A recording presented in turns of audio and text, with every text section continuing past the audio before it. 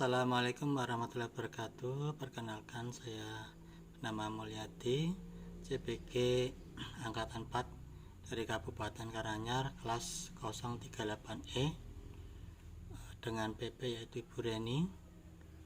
Di sini saya akan menyampaikan monolog yaitu modul 3.1 tentang pengambilan keputusan yang sulit.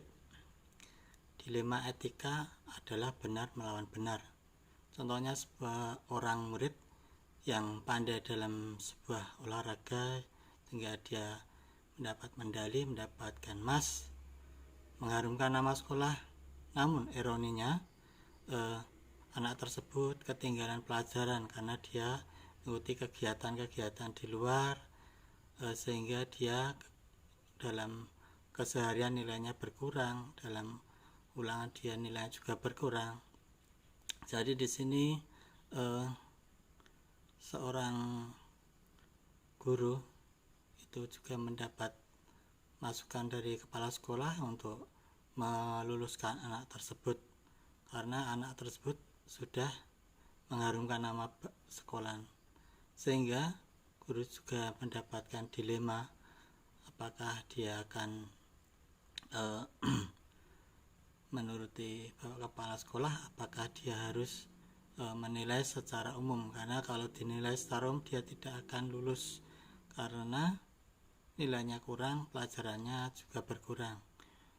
Di sisi lain dia juga mengharumkan nama sekolah. Begitu. Untuk yang kedua yaitu dilema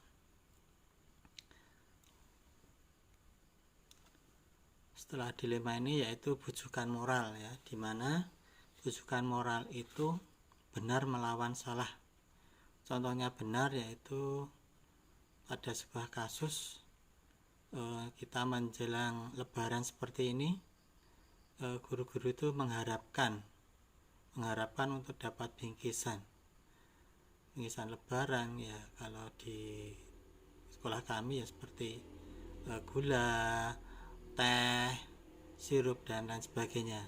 Namun di sisi lain bendahara itu juga bingung karena dilema, dia itu tidak ada anggaran sebenarnya untuk bos itu untuk membelanjakan lebaran. Namun secara peraturan tidak ada, namun secara kemanusiaan itu diharapkan.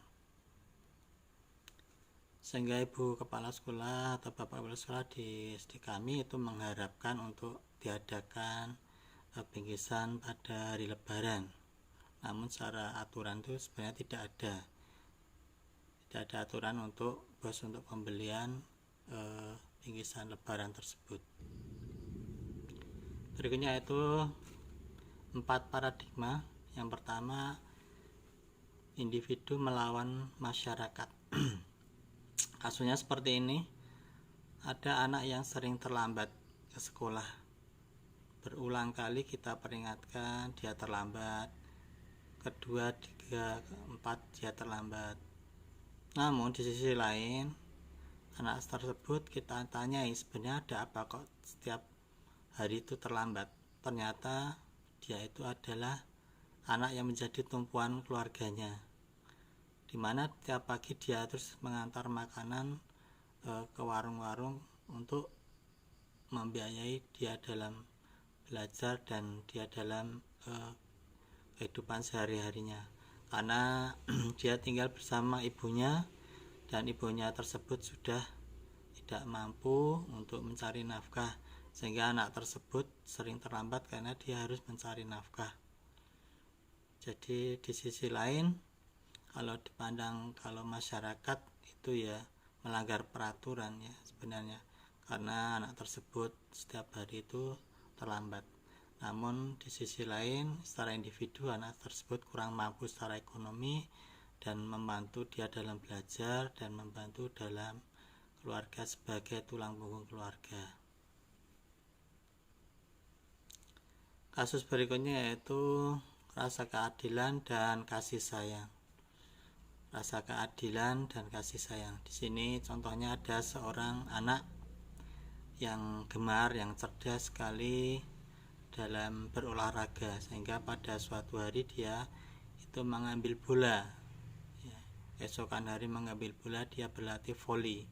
Anak tersebut berbakat dalam voli.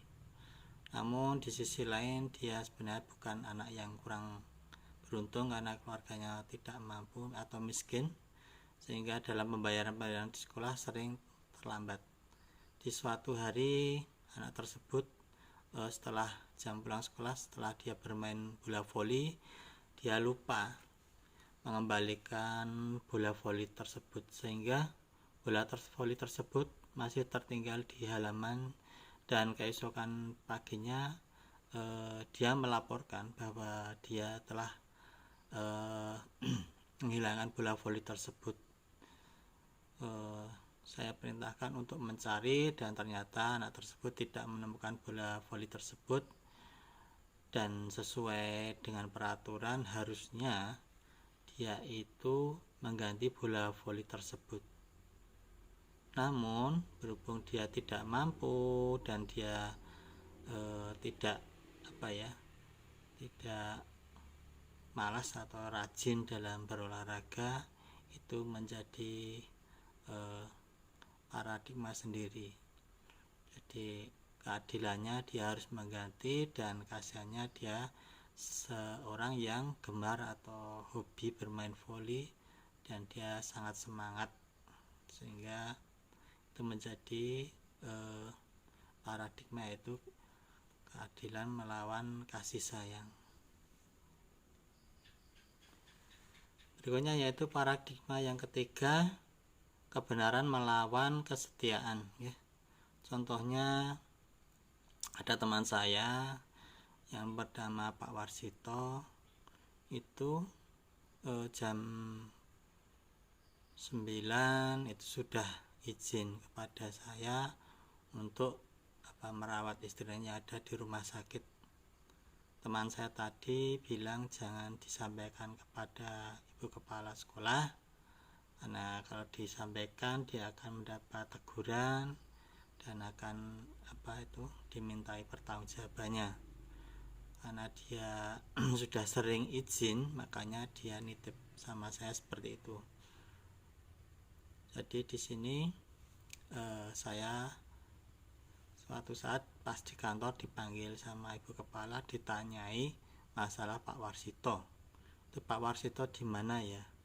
Berarti saya terdiam juga. Kalau saya ngomong jujur itu ya merawat atau menjenguk istrinya di rumah sakit karena tidak ada yang menungguin. Kalau kesetiaan saya sebagai teman itu harus bisa menjaga apa yang dia amanatkan teman. Yang kedua, dia pergi bukan untuk hal yang lain, dia akan menunggu istrinya yang ada di rumah sakit yang baru sakit karena sudah sering izin. Itu menjadi paradigma, yaitu kebenaran melawan kesetiaan. Di sini paradigma yang keempat yaitu paradigma jangka pendek melawan jangka panjang. Di sini anak-anak untuk mengadakan kegiatan yaitu renang diadakan, yaitu kegiatan menabung ya. Jadi setiap minggu itu anak-anak mengumpulkan uang semampunya. Namun ada anak laki-laki yang tidak ikut menabung karena dia gunakan untuk jajan ya, sehingga dia tidak ada uang di tabungannya. Di sini paradigmanya itu jangka pendek melawan jangka panjang. Jangka pendeknya dia tidak punya tabungan. Untuk jangka panjangnya waktu berenang bersama dia tidak memiliki uang di tabungannya. Itu menjadi paradigma. Akhirnya itu ketiga prinsip. Yang pertama prinsip berbasis hasil atau at based thinking, yaitu orang mengambil keputusan itu melihat dari hasil akhir. Hasil akhir ini akan melihat dari sisi mayoritas atau kebanyakan. Seumpama anak-anak harus bisa lari semuanya ya, dia mikirnya semua harus bisa. Tapi di sisi lain ada anak-anak yang merasa dirugikan karena dia istilahnya mungkin cacat tubuh atau mungkin baru sakit. Jadi berbasis akhir ini semuanya itu dianggap mampu bisa, padahal ada sisi-sisi yang lain yang terabaikan atau dirugikan. Berikutnya yaitu berbasis peraturan atau rule based thinking. Rule based thinking di sini diartikan ada aturan yang harus dipenuhi. Seumpama anak-anak yang terlambat 3 kali itu tidak bisa masuk ke sekolah ikuti pelajaran. Ya seperti itu aturannya. Di sisi lain di sini kelemahannya yaitu ini sangat kaku ya. Ada anak yang saya ceritakan tadi membantu orang tuanya sehingga terlambat itu terabaikan ya. Kalau melihat aturan emang tidak bisa pelajaran, tapi kalau melihat di belakangnya dia membantu orang tua menghidupi keluarganya, itu juga menjadi salah satu kelemahan dari berpikir berbasis peraturan atau rule based thinking. Berikutnya yaitu prinsip yang ketiga, yaitu berpikir berbasis peduli atau care based thinking ya. Kalau saya bilang ini memanusiakan manusia ya. Ya dari hasil akhir sama peraturan tadi yang menurut saya yang paling baik menurut saya itu tentang berpikir berbasis peduli. Jadi kita itu melihat kemanusiaan juga. Anak kenapa terlambat itu karena kita lihat dari keluarganya kurang mampu menghidupi keluarganya, dia harus membiayai dirinya, dan itu bisa luas, jadi tidak kaku. Oke, kita menguji 9 langkah kita ambil tadi ya. Anak yang terlambat karena membantu orang tua mencari nafkah dan membiayai hidupnya sendiri karena orang tuanya tidak mampu, sudah tidak berproduksi lagi. Yang pertama yaitu uji legal, apakah anak tersebut melanggar peraturan ya. Kalau peraturan ya melanggar. Yang kedua uji regulasi standar proses. Kalau dilihat uji regulasi itu tidak ada ya, karena dia cuma melanggar dia bisa masuk pelajaran. Terus uji institusi itu dari hati kita. Kalau melihat anak tersebut belakangnya seperti itu juga tidak melanggar. Uji publikasi, seumpama disampaikan anak yang terlambat tadi tetap masuk kelas ya, masih pelajaran, itu institusinya menurut saya sendiri itu diperbolehkan ya, karena melihat dia itu di belakangnya tadi ya, membantu orang tua dan membiayai hidup dalam pembelajaran sekolah dia. Pengujian paradigma benar salah ya. Ya, paradigma benar salah. Di sini untuk paradigma benar salah itu ya salah sebenarnya, dia melanggar peraturan, sering terlambat. Benar karena dia dalam kondisi yang tidak mampu, harus membiayai dirinya dan membiayai keluarganya. Terus melakukan prinsip resolusi. Kalau prinsip resolusi ya menurut saya itu berpikir berhasil rasa peduli ya, karena dia menolong orang tuanya dan biaya hidupnya, jadi kita rasa peduli, memanusiakan manusia. Terus investigasi opsi trilema, jadi mengambil keputusan yang lain ya.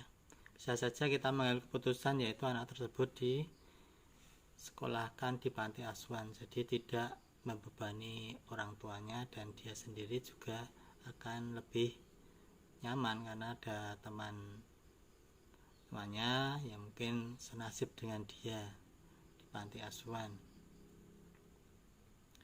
Terus buat keputusan dari anak yang tersebut terlambat tadi, ya kita bantu untuk dipindahkan di panti asuhan sehingga dia dapat terbimbing ya secara akademik, secara agama juga dapat terpenuhi.